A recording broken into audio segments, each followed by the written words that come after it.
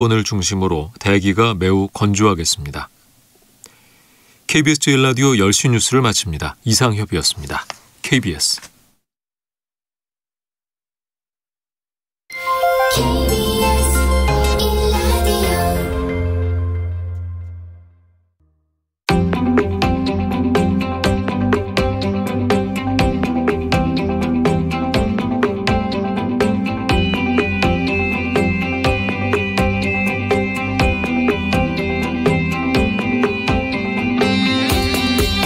김성환의 시사야.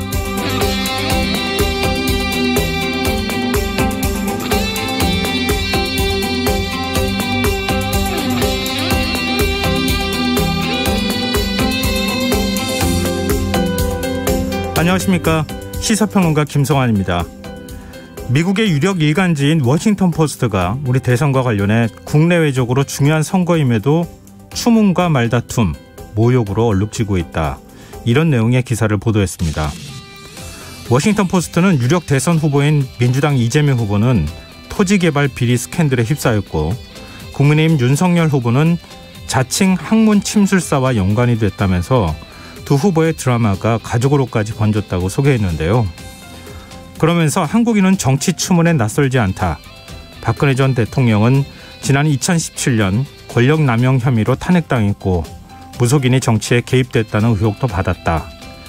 이런 설명을 덧붙이기도 했습니다. 또 전문가의 말을 인용해 한국의 이번 대선은 누가 덜 악한가라는 틀에 묶여있어 유권자가 지쳐가고 있다는 진단을 내놨는데요. 이런 상황 어떻게 봐야 할까요? 이런 가운데 우리 정치권에서는 오늘도 각종 공방이 이어졌습니다. 국민의힘 윤석열 후보가 문재인 정부의 적폐청산 수사를 하겠다고 말하면서 정치 보복이 아니냐는 논쟁이 벌어졌고요. 민주당 이재명 후보의 배우자 김혜경 씨가 과잉 의전 논란에 대해 직접 사과했지만 정치권의 평가는 엇갈리고 있는데요. 자세한 정권 소식 잠시 뒤 이어지는 뉴스에서 자세히 살펴보겠습니다. 더 깊이 있게 들여다보는 인터뷰 시간에서는 국민의힘 선대본부 윤희석 상임공보특보와 전화 연결해 민주당 이재명 후보의 배우자 김혜경 씨의 사과를 어떻게 보는지, 국민의당 안철수 후보와 단일화가 성사될 가능성은 얼마나 되는 것인지 함께 이야기 나눠보도록 하겠습니다. 수요일 코너죠. 날카로운 시선으로 언론을 비평하는 미디어 직설도 마련되어 있으니까요. 많은 관심 부탁드리겠습니다. 김성환의 시사에는 청취자 여러분들의 관심과 참여 기다립니다. 방송 내용과 관련해 의견 있으신 분들은 문자 보내주십시오. 당첨된 분들께는 모바일 상품권 보내드릴 텐데요. 참여하실 번호는 샵 9730이고요. 짧은 문자는 50원, 긴 문자는 100원의 이용료가 부과됩니다. 콩 게시판을 통해서도 무료로 참여하실 수 있고요. 콩 어플리케이션과 KBS 라디오 유튜브 채널을 통해서도 저희 방송을 실시간으로 시청 또 참여하실 수 있습니다. KBS 라디오 김성환의 시사야. 그럼 지금 시작하겠습니다.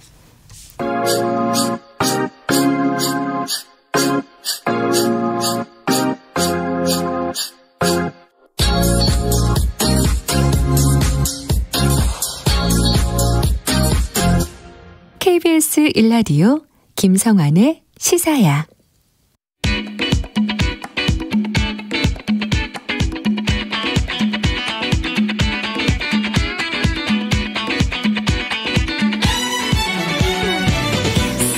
오늘 놓쳤던 뉴스 꼼꼼히 정리해드리는 뉴스야 시간입니다. 오늘은 김민하 시사평론가 나와 계십니다. 안녕하세요. 안녕하세요. 네, 민주당 이재명 후보의 배우자 김혜경 씨가 최근 불거진 과잉 의전 논란에 대해서 직접 사과를 했어요. 그렇습니다. 오늘 5시에 민주당사에서 이제 긴급 기자회견을 열고 입장을 이제 얘기를 했습니다. 이런 내용이었는데요. 언론에 보도되는 이 배모 사무관은 오랫동안 인연을 맺어온 사람이다. 그러니까 때로는 여러 도움을 받기도 했다. 공직자의 배우자로서 공과 사의 구분을 분명히 해야 했는데 부족했다. 수사와 감사를 통해 진실이 밝혀질 수 있도록 최선을 다하겠다. 선거 후에라도 이 의혹에 대해서 성실하게 설명하고 끝까지 책임지겠다라고 얘기를 했습니다. 네. 그리고 이제 기자들의 질문에 응답을 하는 시간이 좀 있었는데 이 보도된 각종 의혹의 사실관계 어디까지 인정하는 거냐 이런 질문에 대해서 이 수사와 감사가 진행 중이니까 최선을 다해 협조하고 결과가 나와서 책임이 있다면 책임지겠다 이렇게 답을 했고요. 제보자 이 모 씨와 관련돼서 이 모 씨와 배 씨의 관계를 몰랐다고 해서 책임을 회피할 생각은 없다. 이 모 씨는 피해자라고 생각한다라고 얘기를 했습니다. 네, 이번 사과 어떻게 보세요? 일단 뭐 구체적인 사실관계나 이런 것들을 언급을 하지 않았기 때문에 네. 아마 이제 이 사과를 지켜보시거나 이 언론을 통해 보시는 분들은 이거 좀 불충분하다. 무엇에 대해 사과하는 것이냐. 뭐 이 짧은 어떤 메시지로 그동안에 있었던 여러 가지 의혹을 해명할 수 있는 것이냐. 네. 모자란다. 이렇게들 많이 생각하실 것 같습니다. 근데 이제 김혜경 씨가 이제 자기도 밝혔듯이 이게 어쨌든 수사, 감사 이런 절차들이 진행 중인 거잖아요. 네. 그러다 보니까 또 이 제기되는 의혹 하나하나에 대해서 이건 맞고 이건 오해고 이거는 잘못됐고 뭐 이렇게 해명하기에도 한계가 있는 그런 상황이 또 분명하고 해서 네. 아무래도 현실적인 한계는 또 분명히 있었다. 그리고 그 한도 내에서는 어쨌든 피해자에 대해서 사과를 했고 이분은 이제 피해자다는 거를 또 명확히 했기 때문에 일정 정도 좀 이전의 입장보다는 그 둘 사이에 일어난 일이다. 나는 시킨 적 없다. 뭐 이것보다는 좀 진전된 입장 아닐까. 좀 이렇게 생각이 되고요. 네. 이게 결국은 이제 이재명 후보가 도지사였기 때문에 또 이 가능했던 일인 거기도 하잖아요. 결국은 네. 논란이라는 게. 그런 점에서 앞으로 이재명 후보도 좀 자세를 낮춘 모습을 좀 보여주면서 국민들에게 이러한 것들에 대해서 또 좀 낮은 자세로 다가가면은 국민들의 여론도 또 바뀔 수 있지 않을까 이런 생각도 들었습니다. 정치권 반응은 어떻습니까? 일단 국민의힘은 이 부족한 사과다 이렇게 평가를 했는데요. 네. 장기간 치밀한 계획하에 지속되어 온 범죄 행위에 대한 동분서답시 사과이다 라면서 수사, 감사를 핑계로 선거일까지 시간을 끌겠다는 거 아닌지 의심이 된다 이런 입장을 밝혔고요. 정의당의 경우에도 국민의 의혹이 해소되지 않았다. 오늘의 사과가 이재명 후보의 진심이길 기대한다. 이렇게 이제 언급을 했는데 네. 뭐 전반적으로는 그렇게 뭐 민주당을 제외한 정당들이 우호적인 그런 분위기는 아니다 이렇게 볼 수가 있겠습니다. 네. 김혜경 씨 이 과잉 의전 논란이 설 전후로 해서 상당히 여론을 좀 악화시켰다. 이게 전반적인 어떤 정기의 평가가 아닌가 그렇습니다. 그런 생각이 드는데요. 그래서 이낙연 전 대표가 총괄 선대위원장을 맡게 된 것과 이번 일과의 어떤 연관성도 있다고 봐야 되는 건가요? 언론은 이제 그렇게 해석을 하고 있는데요. 이낙연 전 대표가 이제 선대위의 총괄 선대위원장을 맡게 되지 않았습니까? 네. 취임 첫 일성이 민주당의 재집권이 필요하다고 얘기하면서 이렇게 얘기를 한 겁니다. 민주당이 국민의 기대에 미치지 못한 것도 많이 있다. 국민 여러분께 걱정을 드리는 일도 적지 않다. 억지스럽게 변명하지 않겠다. 진솔하게 인정하고 겸허하게 사과를 드리겠다. 이렇게 얘기를 했는데요. 실제로 회의 후에 기자들과 만난 자리에서 이 김혜경 씨 논란에 대해서 어떻게 생각하느냐 이 질문이 나오니까 네. 진솔하게 인정하고 겸허하게 사과하는 게 필요하다. 진솔과 겸허라고 하는 게 뭘 의미할지 잘 새겨주시길 바란다라고 했거든요. 그러니까 이낙연 전 대표가 이 총괄 선대위원장을 맡고 나서 바로 이런 얘기를 했기 때문에 김혜경 씨 사과까지 이어진 거 아니냐라는 평가도 나오고 있습니다. 네. 일종의 이제 이번 사과를 통해서 좀 악재를 어느 정도 끊고 좀 분위기 쇄신을 해야 되겠다. 이런 것들이 좀 의도에 포함되어 있지 않나 이런 생각이 드는데요. 일각에서는 민주당 선대위가 사실상 비상대책위원회로 전환한 것으로 봐야 한다. 이런 평가도 내놓고 있어요. 그래서 이게 이제 CBS 노컷뉴스 보도에 이제 나오는 이제 표현인데요. 네.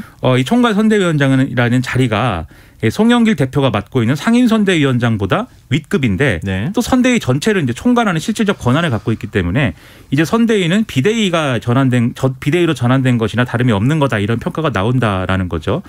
최근에 이제 아무래도 이재명 후보로서 좀 악순환인 그런 상황이었는데 중도 확장을 하지 못하는 그런 상황이 지지층이 좀 이완되는 어떤 현상으로 이어지고 있고 또 지지층이 이완돼 갖고 호남에서의 지지율 하락이나 이런 것들이 또 중도 확장의 전략이 또 한계로 작용하는 이런 악순환인 거거든요. 네. 그래서 민주당 입장에서는 이게 이재명 후보 혼자 뛰는 선거 아니다. 이낙연 전 대표도 있고 이 민주당이 집단으로 나와가지고 다 함께하는 선거다. 이거 보여줄 필요가 있고 동시에 민주당 외의 차원에서는 민주당만 재집권하는 또 그런 선거 아니다. 이런 여러 가지 연대라든가 또 중도층에 소구할 수 있는 인물들도 같이 뛰는 선거이다. 이걸 보여줄 필요가 있겠는데 그런 점에서 이제 이낙연 전 대표의 역할을 시작으로 해가지고 그런 방향으로 이제 선거 전략을 보여줘야 되는 그런 상황이 아니겠나 싶고 지금 이제 슬로건도 추가로 정했다는 거 아닙니까? 네. 위기에 강한 유능한 경제 대통령 이거를 이제 한다는 것인데 네. 위기에 대응한다는 건 또 혼자 할 수 있는 게 아니잖아요. 그래서 여러 사람이 함께하는 이런 어떤 모습을 보여주면서 그게 이제 이재명 정권의 어떤 방향이다라는 걸 보여주기 위한 그런 행보가 시작된 거 아닌가 이렇게 생각이 됩니다. 예, 중도 부동층 확장으로 지금 확장까지도 겨냥한 것이다 이렇게 또 해석이 가능할 것 같은데 지금 베이징 동계올림픽 편파 판정 논란 많은 국민들이 뭐 분노하고 계시기도 한데요. 근데 정치권에서 반중 정서를 좀 오히려 조장하는 거 아니냐 이런 우려의 목소리도 나오고 있는 상황이기도 한데 일단 민주당 이재명 후보 중국 불법 어선을 격침해야 한다. 이런 입장을 밝혔어요. 그렇습니다. 무섭습니다. 뭐 격침 나오고 뭐 이렇게 되면 네. 여러모로 이제 걱정스럽다 이렇게 느끼시는 분들이 많을 것 같은데요. 세계일보와의 인터뷰에서 대중국 외교와 관련돼서 할 말은 한다 이렇게 강조를 했고 특히 불법 어업 문제에 대해서 이거는 이제 불법으로 영해를 침범하는 거니까 네. 그런 건 격침해 버려야 된다 이렇게 얘기를 해서 이게 이제 말씀하신 대로 여러 논란으로 이어지고 있는 것이죠. 그런데 여기에 대해서 이제 기자들이 재차 이제 질문을 했습니다. 근데 이재명 후보가 추가로 얘기를 한 게 이 군의 통제에 따르는 불법 어로에 좀 강경 대응해야 된다는 게 오래전부터의 입장이고 또 영해를 침범해가지고 어민들의 생계를 위협하고 어적 자원을 고갈시키는 행위에 대해서 현재에서 이제 몰수 폐기 처분을 동시에 실시한다는 차원이었다라고 선대위가 해명을 하고 있는데요. 네. 이소영 대변인의 경우에는 민간인이 있는 상태에서 공격하자는 게 전혀 아니다. 인도네시아와 같은 경우처럼 선박을 이제 확보해서 침몰하는 그런 제재 사례가 있기 때문에 그러한 강력한 제재를 이제 언급한 것이다라고 이제 설명을 하고 있습니다. 굉장히 강경한 발언이라고도 볼 수 있을 것 같은데 정치권 반응은 어떻습니까? 이준석 국민의힘 대표의 경우에 페이스북에 이렇게 썼습니다. 사드는 중국 눈치 본다고 배치하면 안 되는데 중국 민간어선은 격침하겠다고라고 한다면 물음표를 3개나 썼습니다. 네. 네, 상당히 이제 의문이 크고 나는 빚고 온다 이런 의미인 것이죠. 네. 그리고 심상정 정의당 대선 후보의 경우에도 페이스북에 민간어선에 대한 무력 사용은 불법 선박 납포를 위해 간접적으로 활용하거나 상대의 공격에 방어하기 위한 것으로 제한돼 있다. 무조건 격침식 대응이면 국가 간 긴장이 높아지고 자칫하면 국지전의 위험이 발생한다. 이렇게 비판을 하면서 대선은 군 사령관을 뽑는 선거가 아니다. 이렇게 꼬집었는데요. 아마도 이제 국제법적인 국제 관행에 따라서 처리하면 될 것이다라고 얘기하는 게 좋았을 텐데 네. 격침 이런 표현이 나오다 보니까 좀 이런 비판도 나오는 것 같습니다. 일종의 중국에 대한 국민들이 별로 좋지 않은 감정을 역으로 지금 선거에 이용하는 거 아닌가. 또 윤석열 후보는 지난번에 뭐 의료보험과 관련해서 중국인을 또 언급하기도 했었잖아요. 그렇습니다. 그리고 중국인과 한국인이 서로 싫어한다 뭐 이런 얘기도 했었고. 네. 근데 이게 나중에 이제 외교 문제가 될 수 있기 때문에 그렇습니다. 좀 신중하게 발언을 해야 되지 않겠느냐 이런 따끔한 질책도 나온다 이런 소식 좀 같이 전해드려야 될 것 같고요. 근데 안현수 중국 쇼트트랙 대표팀 기술 코치의 러시아 귀화 문제가 지금 소환이 됐는데 이재명 후보 측은 또 거기에 대한 반박 입장을 내놓기도 하고 그러네요. 그렇습니다. 지금 이제 윤석열 후보 선대본의 정책본부장을 맡고 있는 원희룡 전 지사가 또 페이스북에 글을 올렸는데요. 이 문제에 대해서 이재명 시장이 당시에 성남시청 팀을 해체했기 때문에 안현수 선수가 외국으로 갈 수밖에 없었던 것이다. 라고 주장하면서 그때 이제 모라토리엄 때문에 빙상팀을 해체할 수밖에 없었다라고 이재명 후보가 주장을 했는데 그것도 거짓인 걸로 다 드러났다 이렇게 주장을 했습니다. 그 당시에 이제 성남시가 빚이 많아가지고 빚을 갚기가 어려운 상황이다 이렇게 이재명 당시 이제 성남시장이 선언을 하는 일이 있었잖아요. 그렇습니다. 근데 그 당시에 그러니까 재정 상황이 안 좋으니까 성남시 소속 팀들을 해체하는 과정이 있었다. 근데 해체했던 게 빙상팀 해체한 이후에 안현수 선수가 지금 다른 데 러시아로 귀화한 것이냐 아니면 그 이전에 귀화하기로 마음먹은 것이냐. 그게 핵심이라는 거죠.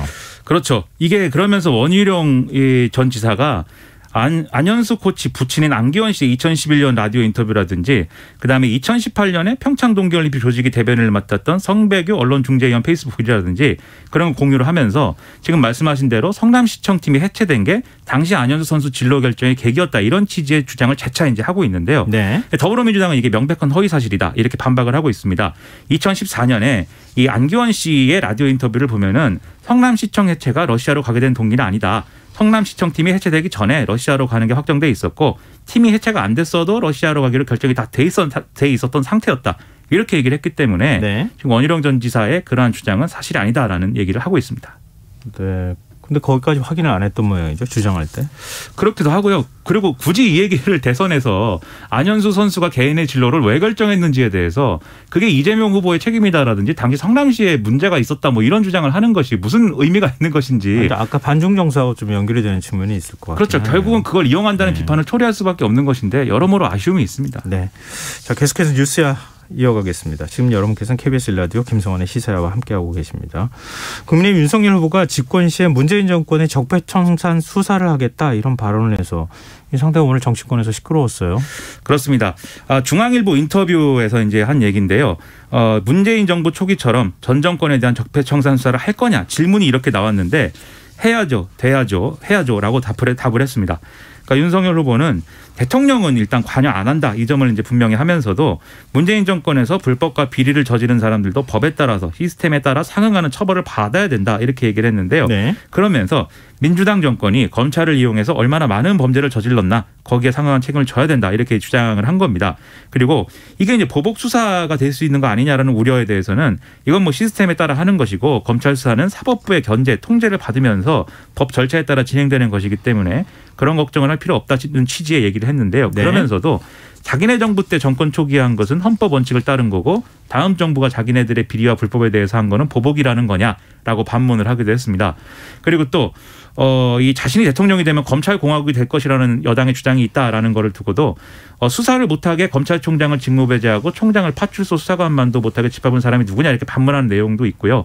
여러모로 날카로운 얘기를 많이 쏟아낸 그런 인터뷰다라는 평가가 나오고 있습니다. 네, 청와대는 상당히 불쾌감을 드러냈어요. 청와대 고위 관계자가 입장을 이제 언론 기자들에게 얘기를 했는데요. 매우 부적절하고 매우 불쾌하다. 아무리 선거이지만 서로 지켜야 할 선은 있는 거 아니냐. 이렇게 얘기를 했는데요.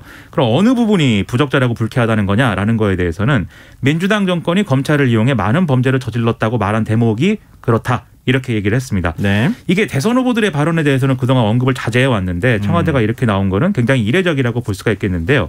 이 문재인 정권은 범죄 집단이다라는 식의 표현에 대해서 반발한 측면도 있고 또 지금 검경수사권 조정이라든지 이런 권력기관 개혁을 나름대로 성과로 자평하고 있는데 이걸 노골적으로 지금 윤석열 후보가 비난한 것이기 때문에 이것에 대한 반응이 아니겠느냐라고 해석이 되고 있습니다. 민주당 이재명 후보도 입장을 냈고 민주당 분위기 좀 격앙돼 있는 것 같아요. 그렇습니다. 이재명 후보가 듣기에 따라서는 정치보복을 하겠다 이렇게 들릴 수 있는 말씀이다라고 얘기를 했고 페이스북에도 글을 썼는데요. 뭐 사적 복수를 공식적으로 얘기하고 있다 이렇게 좀 반발하는 그런 내용도 있습니다. 네. 우상호 총괄 선대본부장의 경우에는 긴급 성명에서 윤석열 후보의 정치보복 선언을 강력히 규탄한다. 이 발언 취소하고 사과할 것을 촉구한다. 선대위는 현 상황 비상시국으로 엄중히 인식하고 단호히 행동하겠다라고 밝히고 있는데요. 이해찬 전 대표의 경우에도 이재명 플러스 앱에 글을 올렸는데 문재인 정부가 과거 정부의 적폐청산과 국정농단 심판에 가장 핵심적인 역할을 맡겼고 검찰총장까지 고속 승진을 시켜준 사람이 윤석열 후보다. 네. 그래서 문재인 정부의 적폐라 말할 만한 게 있다면 그 책임의 상당 부분은 윤석열 후보에게 있는 게 아니냐 이렇게 주장을 하고 있는 상황입니다. 윤석열 후보 측 이런 민주당의 반응에 대해서 입장 낸 게 있습니까? 윤석열 후보는 일단 청와대 입장에 대해서는 문재인 정부가 스스로 생각하기에 문제될 게 없다면 불쾌할 게 없지 않겠나 상식적인 얘기다라고 했고 새 정부가 들어오면 자연스럽게 전 정부에 있던 일들이 시차가 지나면서 적발되고 문제가 될 때 정상적인 시스템에 따라서 수사가 이루어지게 돼 있다는 원론적인 말을 한 것이다라고 해명을 했는데요. 근데 이 인터뷰가 여러모로 이제 지금 다양한 해석을 낳고 있는 게 네.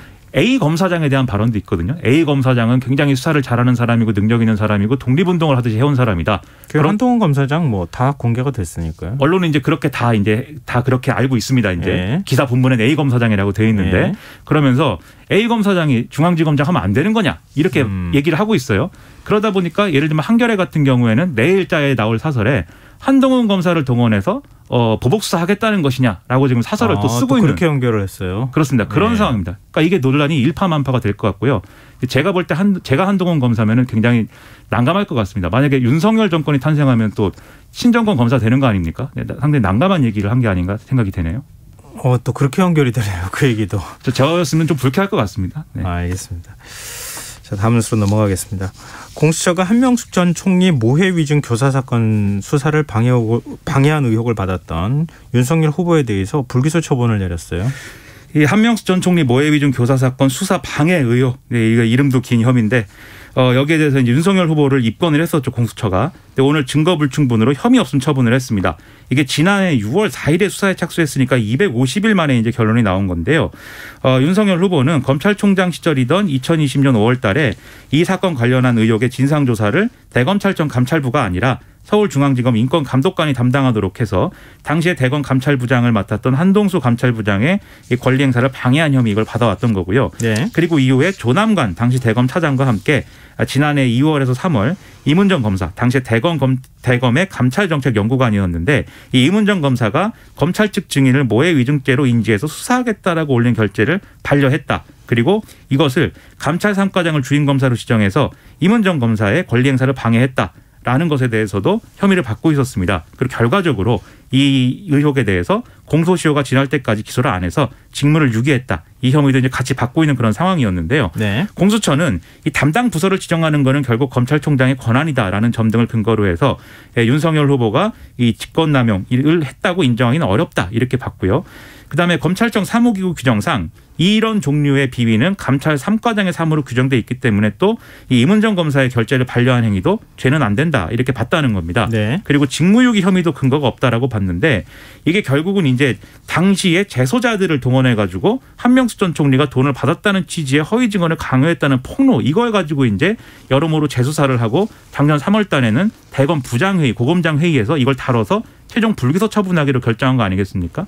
이거에 있기 때문에 재소자들의 범죄 혐의가 명백하지 않아서 모해 위증이 있었는지가 분명하지 않아서 모해 위증 교사도 있었는지가 불분명하고 모해 위증 교사에 대한 수사가 방해됐는지도 불분명하니까 이것도 인정되지 않았다라고 볼 수가 있는 것이죠. 네, 이 소식도 굉장히 중요하지만 지금 베이징 동계올림픽 쇼트트랙 남자 1500m 결승전이 지금 진행 중에 있는데요. 국민들께서 굉장히 많이 좀 궁금해하실 것 같아서 잠시 KBS 텔레비전 연결해서 베이징 동계올림픽 쇼트트랙 남자 1500m 결승전 전해드리겠습니다. 잘해줘야 돼요, 황정 선수. 굉장히 지금 꼬리가 깁니다. 예.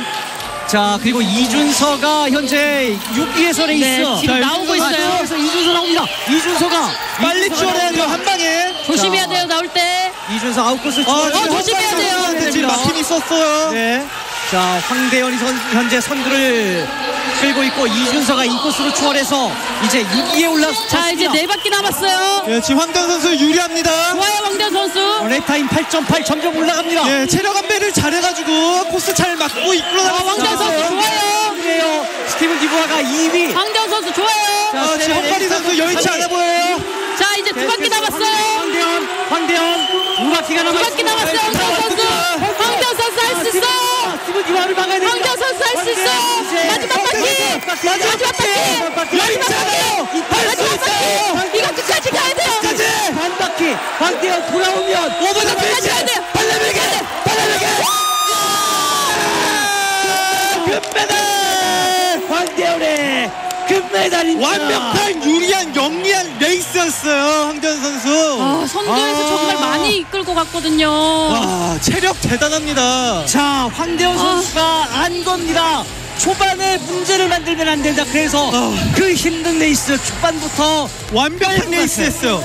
황대현 선수가 올림픽 전에 저의 한을 풀어준다고 했는데 진짜 한이 완전 풀렸어요, 오늘. 자, 2010년 황대현 선수 밴쿠버 때 1500m 이정수의 동메달, 2014년 소치 건너뛰고 2018년 평창에서 임효준, 그리고 2022년 바로 이곳 중국 베이징에서 황대현 선수가 금메달을 따냅니다. 황대현 한국 선수들 서로 지금 격려해주고 있는 모습을 보이는데요. 정말 태극기 휘날려야 됩니다. 이준서는 5위, 그리고 박정혁 선수는 일단 7위로 들어왔습니다. 네, 박정혁 선수도 지금 부상이 있는데 부상 톤을 최선을 다했거든요. 이준선 선수도 함께. 자,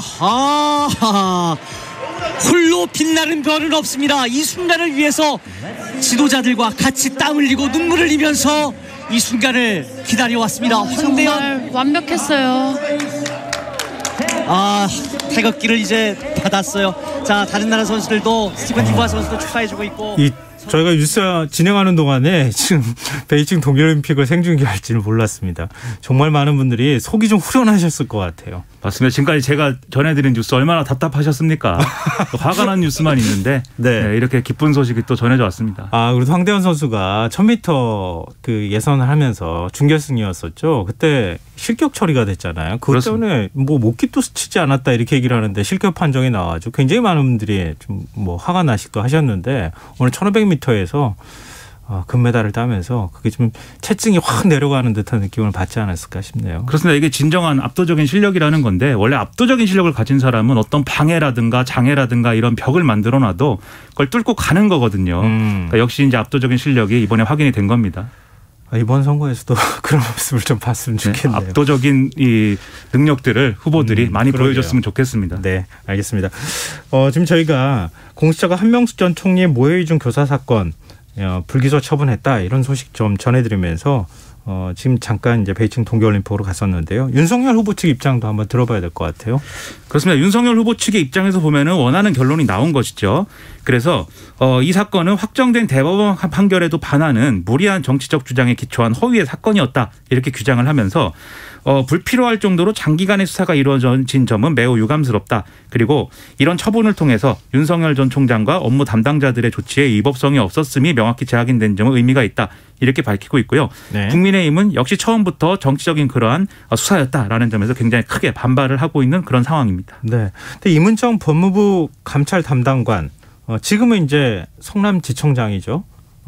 향후 재정 신청을 내겠다. 근데 이제 그것은 이름이 비슷해서 그런데 아니다. 헷갈렸네요. 죄송합니다. 네. 박은정, 이문정 이렇게 은정들이 있어가지고 헷갈립니다. 죄송합니다. 법무부 감찰 담당관은 향후 재정 신청을 내겠다 이런 입장을 밝혔어요.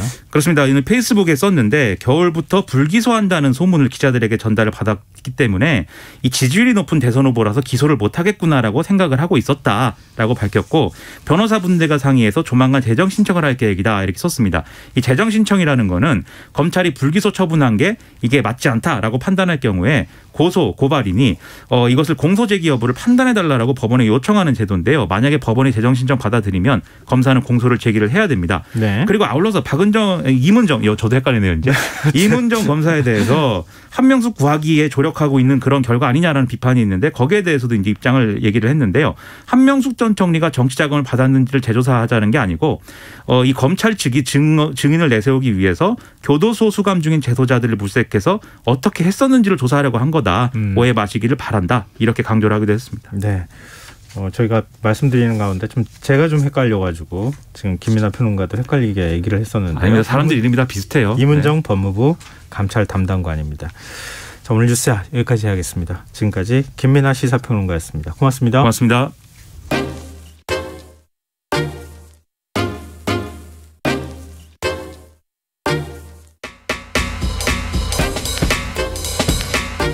바쁜 당신이 알아야 할 모든 것 여기에 있습니다. KBS 1라디오 김성환의 시사야. 민주당 이재명 대선 후보의 배우자 김혜경 씨가 오늘 기자회견을 열고 결국 고개를 숙였습니다. 법인카드 유용 의혹과 과잉의정 논란이 계속되자 직접 사과를 한 건데요. 약 한 달 남은 20대 대통령 선거. 명확한 판세를 가늠하기 어려운 상황 속에서 오늘 기자회견이 표심에 어떤 영향을 미칠지 또 막판 변수가 될 수 있을지 윤희석 국민의힘 선대본부 상임공보특보 연결해서 얘기 나눠보도록 하겠습니다. 안녕하십니까? 네, 안녕하세요. 네. 일단 오늘 이재명 후보 배우자 김혜경 씨 기자회견 어떻게 보셨는지 궁금한데요. 국민의힘은 동문서답식 사과다 이런 반응을 보였더라고요. 사과한 점은 높이 평가합니다. 네. 그런데 이제 얼마나 진솔한 사과로 받아들여졌을까 거기에는 제가 좀 의문을 갖는데요. 특히 구체성, 즉 무엇에 대해 사과하는가 이 부분에 대한 의문이 아직 남고 있다고 저는 봐요. 예. 김혜경 씨가 이렇게 얘기를 했죠. 공직자의 배우자로서 모든 점에 조심해야 하고 공사 구분을 분명히 해야 하는데 제가 많이 부족했습니다. 네. 거기에 구체성이 좀 많이 없어요. 그리고 국민 여러분께 특히 제보자 당사자께 진심으로 사과드린다라고 했는데 무엇을 사과하는지가 또 없어요 거기에. 네. 그래서 제가 제 생각을 말씀드리기보다 그 당사자라고 사과 당사자라고 얘기했으니까요. 그 제보자 즉 공익 신고자 입장을 이렇게 보니까 이렇게 얘기하더라고요. 그분은. 네. 중요한 질문 하나도 정확하게 답하지 않았다. 그리고 국민이 진정 알고 싶어하는 것이 법화 유용을 어디까지 인정하느냐. 아니면 그 많은 양의 음식을 누가 먹었는지 이거 답을 해줘야 되는 거 아니냐 뭐 이런 반응이 있더라고요. 네. 저도 비슷한 생각을 갖고 있습니다. 앞서 뉴스에서 관련 뉴스 전해드리면서 김민하 평론가도 잠깐 언급을 했는데 그러니까 네. 지금까지 공개된 제보자의 주장은 별정직 5급 공무원이라고 하는 배모 씨가 지시한 내용을 지금 기록하고 뭐 녹취도 하고 SNS 내용을 캡처도 해놓고 있는 거 아니겠습니까? 그러니까 김혜경 씨가 직접 어떤 지시를 내렸는지가 지금 불명확한 상황이어서 수사 과정에서 그 내용들이 확인이 되는 과정이 있을 텐데 하나하나 다 뭔가를 이렇게 설명하거나 해명을 할 경우에 이건 아니고 이건 맞고 이렇게 하기가 굉장히 애매하고 어려웠을 거 아니겠느냐 이런 지적에 대해서는 어떻게 보십니까? 그거는 단 하나라도 거기에 해당하는 사항이 있다면 본인이 오늘 털었으면 제일 좋은 기회가 아니었을까 저는 그렇게 생각을 해요. 근데 만약에 이거는 왜 그럼 얘기 안 했느냐 이렇게 또 반론이 있을 수 있잖아요. 그러니까 제 얘기는 그랬으면 어땠을까라는 제 의견이고 당사자라고 할 수 있는 사과의 당사자라고 할 수 있는 이 공익 제보자의 반응이 이렇다. 즉 당사자라고 할 수 있는 분도 설득하지 못하는 사과였다. 이 말씀을 드린 겁니다. 네, 알겠습니다. 이 사과에 대한 평가는 아마 유권자, 국민 그리고 지금 방송 들으시는 청취자분들도 하시리라고 생각하고요. 이 기자회견 형식에 대해서도 얘기가 조금 있어요. 네. 지금 윤석열 후보 배우자 김건희 씨가 사과 기자회견을 했을 때에는 기자들의 질문을 받지 않았잖아요. 네. 김혜경 씨의 경우에는 그래도 질문을 받지 않았느냐. 이건 형식적인 면에 있어서 좀 더 진정성을 보인 것 아니냐. 이런 의견에 대해서 어떻게 보세요? 김혜경 씨가 뒤에 사과를 하셨으니까 방식 면에 있어서는 좀 더 옳은 방식을 썼다고 저도 인정합니다. 근데 질문 한 3개 정도 받았던가요? 네네. 크게 도움되는 답변, 속 시원한 답변이라고는 생각이 안 들었어요. 저도 봤는데. 네. 그래서 형식 면에서 생각하는 거는 모르겠으나 진정성 전달 측면에서 큰 의미가 있을까 그런 생각이 드네요. 그리고 이제 사과의 경우에는 어떻게 책임질 것인가가 매우 중요하잖아요. 네. 그러니까 지금 이제 수사 들어간다고 하고 또 경기도청에 감사도 들어간다고 얘기를 하잖아요. 네. 그 결과에 대해서 끝까지 책임지겠다. 이런 표현을 사용한 부분에 대해서는 어떻게 평가하세요? 네. 앞으로 어떻게 하겠다는 부분이 나와야 진정한 사고로 볼 수 있다는 그런 이론도 있지 않습니까? 네. 그런 면에서 자기가 앞으로도 선거 끝난 다음에도 책임을 지겠다고 말씀하시는 그 부분, 제가 모두에도 말씀드렸지만 사과에 대해서 높이 평가한다는 부분이 그 부분을 말씀드리는 것도 포함이 됩니다. 네, 알겠습니다. 그리고 김혜경 씨도 그동안에 사실은 모습을 잘 안 드러냈기 때문에 지금 윤석열 후보 배우자 김건희 씨는 어떻게 되는 건가 이것도 굉장히 궁금하거든요. 예. 공식 선거운동이 이제 불과 이제 들어가는 게 15일부터 들어가잖아요. 예. 며칠 안 남은 거잖아요. 어찌 보면 일주일도 채 남지 않았는데 언제쯤 국민들께서 이 대선운동, 선거운동하는 모습을 볼 수 있겠습니까? 그렇게 많이 관심을 보이시니까 진짜 윤석열 후보 배우자 김건희 씨가 정말 나오셔야 되는 거 아닌가 판단을 할 수도 있겠는데 이 부분은 윤석열 후보 본인도 모르겠다고 하시는 부분이잖아요. 본인? 윤석열 후보도 모른다고요? 윤석열 후보도 그 여부에 대해서 제대로 답을 안 주시지 않습니까? 예. 그래서 이거는 김건희 대표 본인의 판단이 가장 중요하지 않을까. 그래서 저희 내부에서는 정해진 게 없어요. 그래서 제가 말씀드리는 게 한계가 있다. 이 정도만 제가 말씀드리겠습니다. 네, 알겠습니다. 그리고 윤석열 후보가 언론 인터뷰에서 집권하게 될 경우에 전 정권에 대한 적폐 수사를 하겠다 이런 취지의 발언을 했어요. 네. 청와대에서 굉장히 불쾌한 반응까지 지금 보이고 있는 상황이거든요. 네. 이 발언에 대해서 어떻게 보십니까? 제가 이 말씀 드리기에 앞서서 이 질문이 뭔가를 먼저 말씀을 드릴게요. 네. 그 언론사에서 질문이 이렇게 돼 있습니다. 집권 시 문재인 정부 초기처럼 전 정부에 대한 적폐 청산 수사를 하겠느냐. 이게 질문이거든요. 네. 그래서 당연히 한다. 그러나 대통령이 관여하는 것이 아니라 시스템에 따라 하는 것이다. 이렇게 답을 했어요. 네. 그러니까 질문 내용에 적폐 청산 수사라는 단어가 있었기 때문에 청와대에서 들을 때는 마치 먼저 적폐 청산 수사를 하겠다. 전 정부에 대해서 내가 칼을 들겠다. 이렇게 이제 받아들일 수도 있다고 생각은 하지만 질문에 대한 답을 하는 과정에서 나온 거기 때문에 또 대통령이 관여하는 것이 아니라 시스템에 따라 하는 것이라고 하는 원론적인 이야기를 한 것이기 때문에 원칙적인 내용의 발언이었다. 이 정도로 해석해 주시기를 바랍니다. 근데 이제 그 해석이 되기로는 문재인 정부 적폐 수사, 그럼 문재인 정부를 겨냥한 것이다. 이렇게 또 받아들여질 수 있는 여지가 있잖아요. 그런데 그것까지 부정하기는 어려울 것 같은데 그러면은 문재인 정부에 대한 적폐 수사를 예를 들어서 지금 대선 후보고 나중에 이제 대통령이 되고 난 다음에 상황을 언급한 것인데 그러면 대통령의 의지가 들어가는 것인데 시스템이라고 하면은 권력자의 의지가 들어가지 않아야 시스템이 움직이는 거 아닙니까? 그러니까 결국은 대통령의 의지가 적폐 수사를 하라는 것이고 검찰은 거기에 따라서 수사를 한다고 하는 얘기나 다름없는 맥락으로 연결되는 얘기 아닙니까? 아니 왜 검찰 수사를 대통령의 의지에 따라 옛날처럼 검찰이 대통령의 의지에 따라서만 움직인다고 생각하시는지 의문입니다. 계속 말씀드리지만은. 아니, 왜냐하면은 검찰은 그 검찰이 판단하고 검찰이 혐의가 있다고 판단하면 검찰총장이 판단해서 수사를 하면 되는 것이지 그렇죠. 대통령이 수사해라 말아라고 말할 수 있는 게 아니잖아요. 그러니까 시스템이라는 거는 예. 대통령이 개입하지 않을 때 시스템이 움직이는 것이지 예. 대통령이 개입한다고 하면 이미 시스템이 작동하지 않는 뜻이 되니까 앞뒤가 모순되는 발언 아니냐는 거예요. 그러니까 대통령이 관여하는 것이 아니라고 얘기했잖아요. 원론적인 얘기라고 말씀을 드렸고 문재인 정부를 향한 거냐는 말씀을 하셨는데 질문에 그 단어가 있다니까요. 문재인 정부 초기처럼 할 거냐.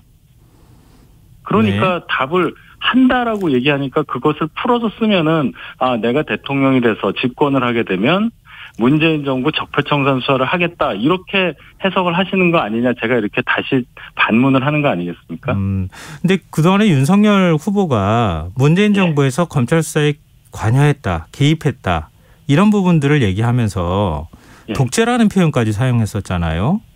그렇지 않겠습니까? 그러니까 검찰 수사에 이래라 저래라 얘기했다고 하는 것으로 문재인 정부를 독재라고 규정했다고 하면 예를 들어서 나중에 윤석열 정부가 출범했을 때 적폐 수사해야 된다 대통령이 얘기하면 검찰이 그거 모르는 척하고 가만히 있을 수가 없잖아요. 아니 윤석열 후보가 집권한 다음에 검찰 보고 수사를 하라고 지금 했어요? 아니 지금 적폐 수사해야 된다고 얘기한 겁니까? 아닙니까? 가정된 상황을 전혀 아닌 상황을 지금 상상으로 말씀하셔서 저보고 답을 하라고 하시면 제가 답을 할 수가 없죠.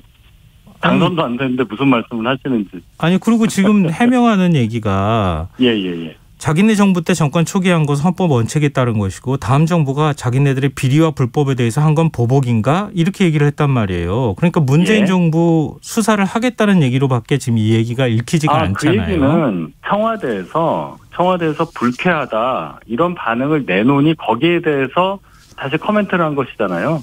네. 이 같은 인터뷰에서 나온 얘기가 아니라. 전혀 다른 이걸 맥락을 가지고 계속 계속 해석하시면. 네네.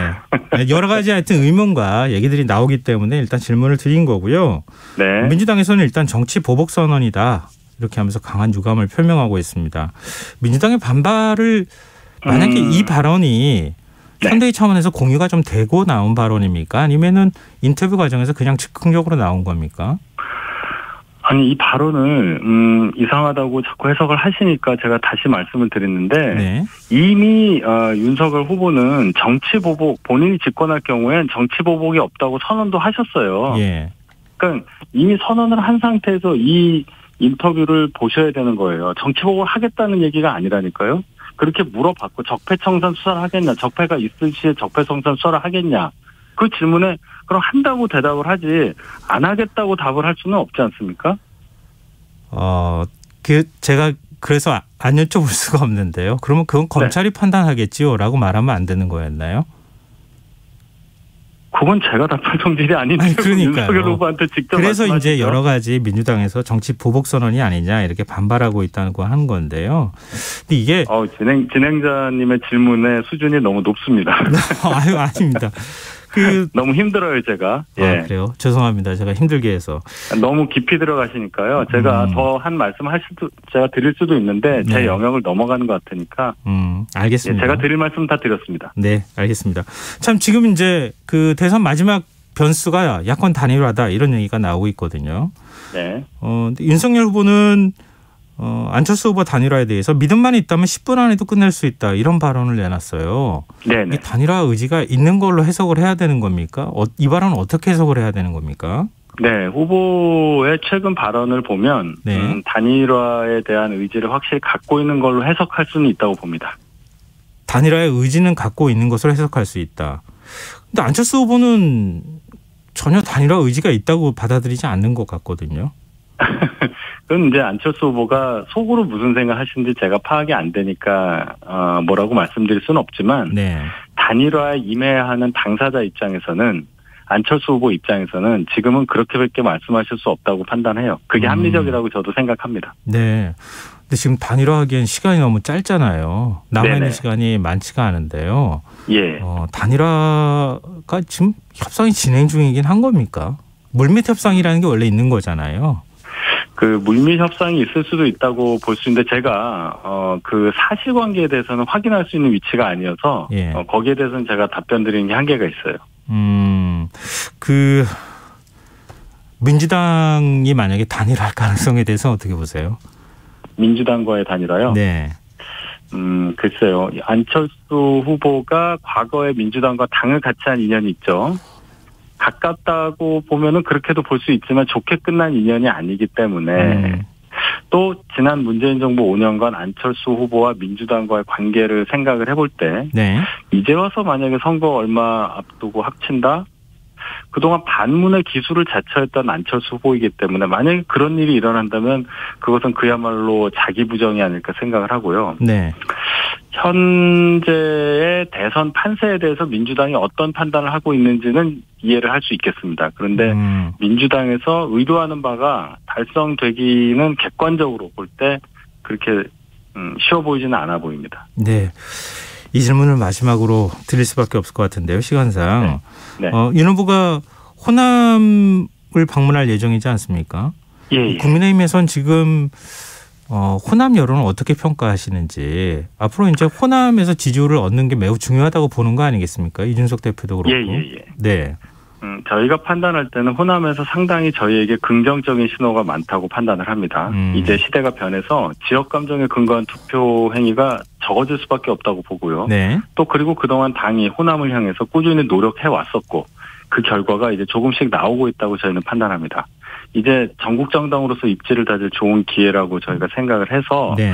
이준석 대표도 이런 말을 했습니다. 호남 이번 득표율을 20%에서 25%로 상향하겠다. 목표를 상향한다. 이렇게 이제 얘기를 했는데요. 네. 그런 자신감을 내보일 수 있을 만큼 호남에서 좋은 어떤 신호들이 많이 온다. 이렇게 보고 있습니다. 네, 알겠습니다. 오늘 말씀 여기까지 듣겠습니다. 고맙습니다. 네, 감사합니다. 예, 지금까지 윤희석 국민의힘 선대본부 상임공보특보였습니다.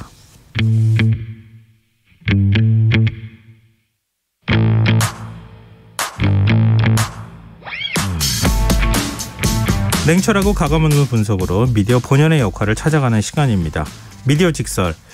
오늘은 언론인권센터 정책위원인 김태훈 지역 스토리텔링 연구소장 전화로 만나보겠습니다. 김 소장님 안녕하십니까? 네, 안녕하세요. 네.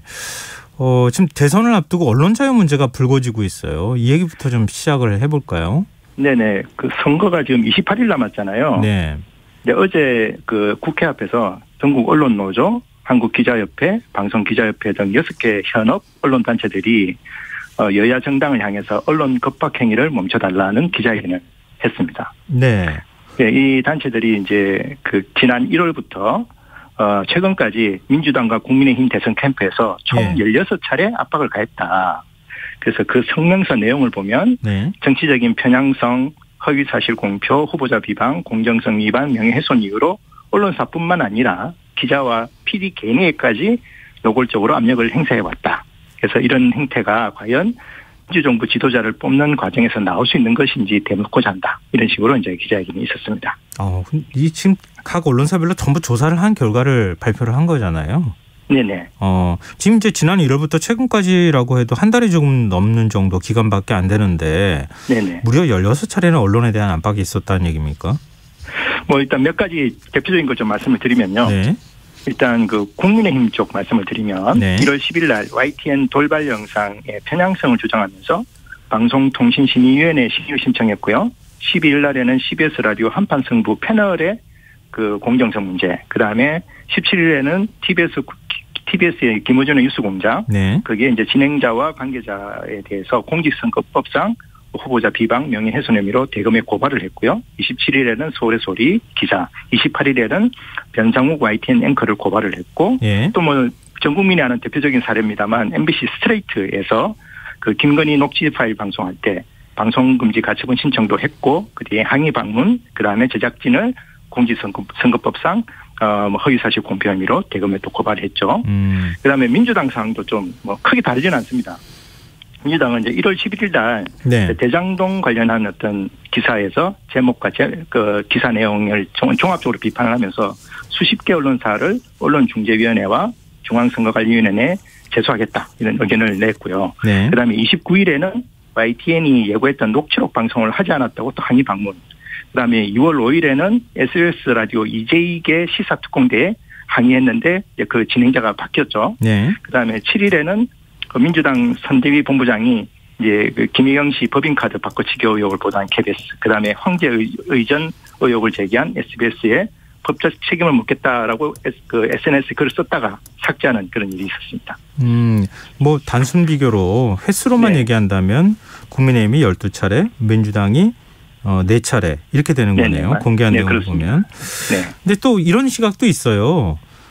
대선을 앞두고 편파라고 생각하는 방송이 있으면 대선 캠프에서 문제제기나 이의제기 할 수 있는 것 아니냐.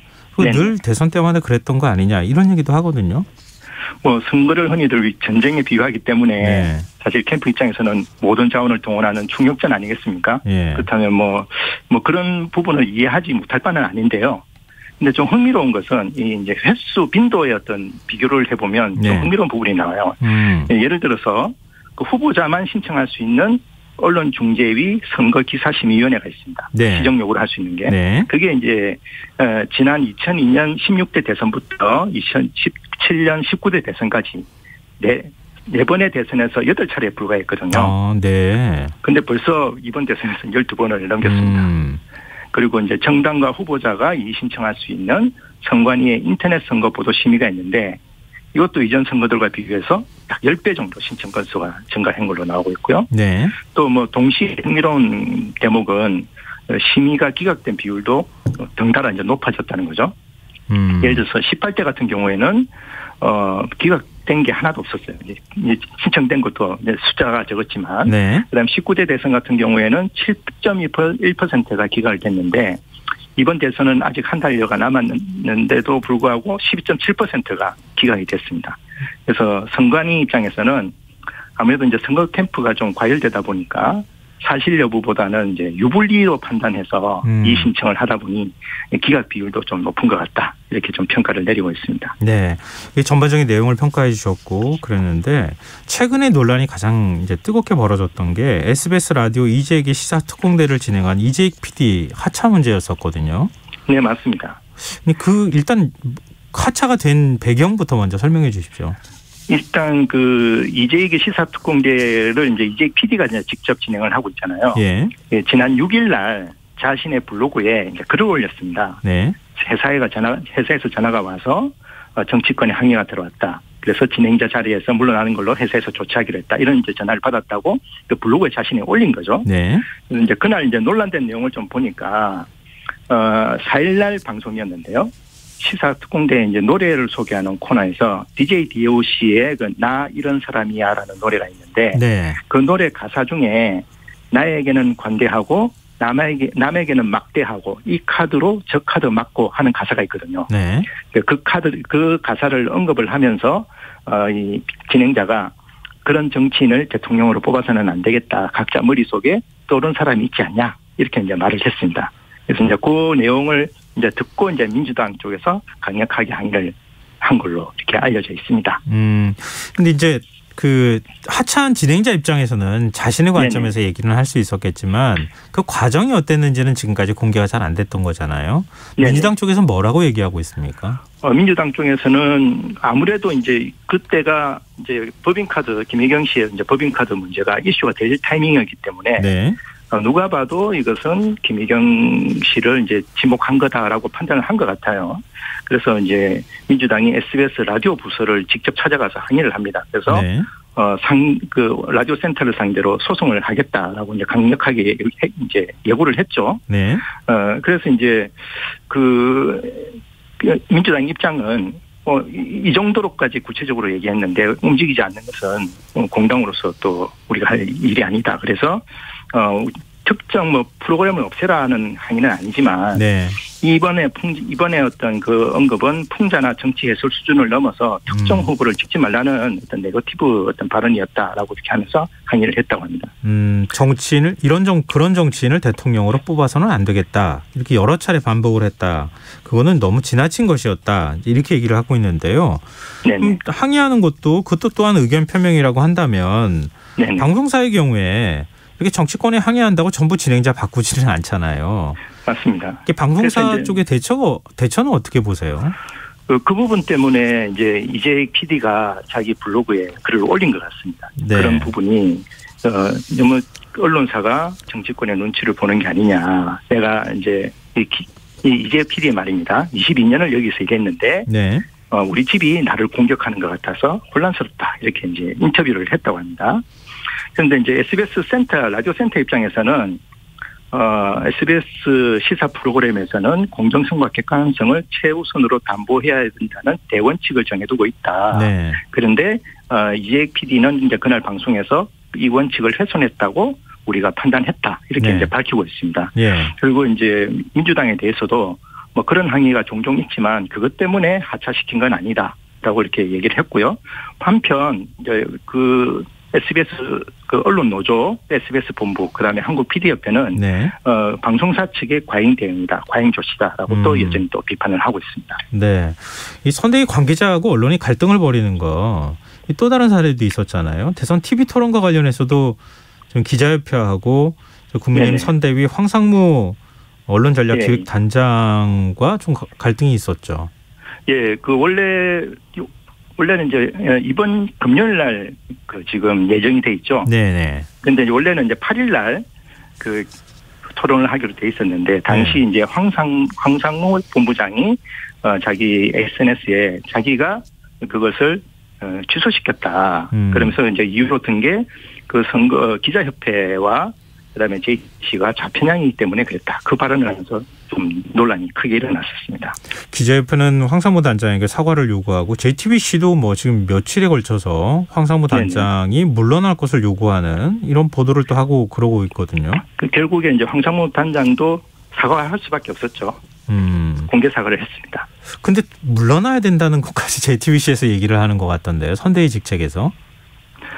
그거는 이제 어떻게 그거는 또 당에서 또 판단을 해야 되겠죠. 그런 부분에 대해서는. 근데 이게 좀 논란이 더 커진 게 황상무 단장이 언론인 출신이라는 점 때문이기도 하잖아요. 맞습니다. 그 KBS의 또 메인 프로그램을 할 수 있는 9시 뉴스 앵커를 또 지내지 않았습니까? 네. 작년 11월 달에 퇴사를 하면서 뭐 여러 가지 소회를 밝혔는데 바로 그 다음 달 12월 달에 국민의힘 캠프에 합류를 하게 됐죠. 네. 그러면서 이제 그 KBS 기자협회 내에서도 비판의 목소리가 많았다고 합니다.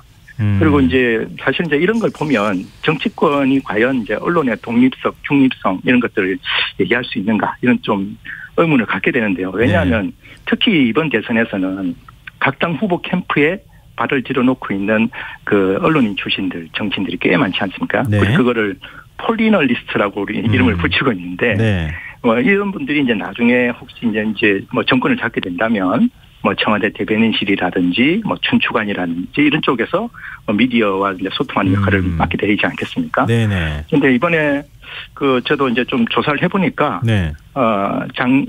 지난달 말 기준으로 양 캠프에 몸을 담고 있는 언론인 출신 인사들이 윤석열 캠프에는 14명, 그다음에 이재명 캠프에는 9명 이렇게 꽤 많이 지금 포진을 하고 있는 걸로 보입니다. 네, 참.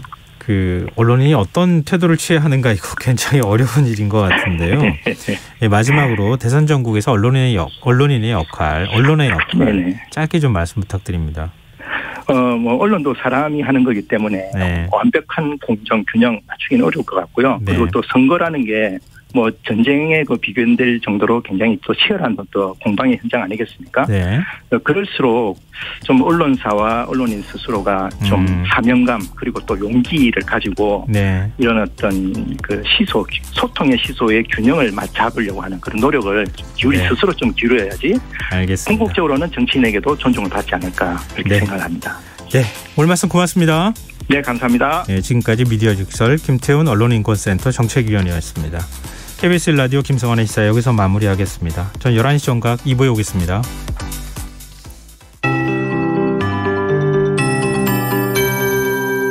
KBS 58분 날씨. 대설특보가 발효된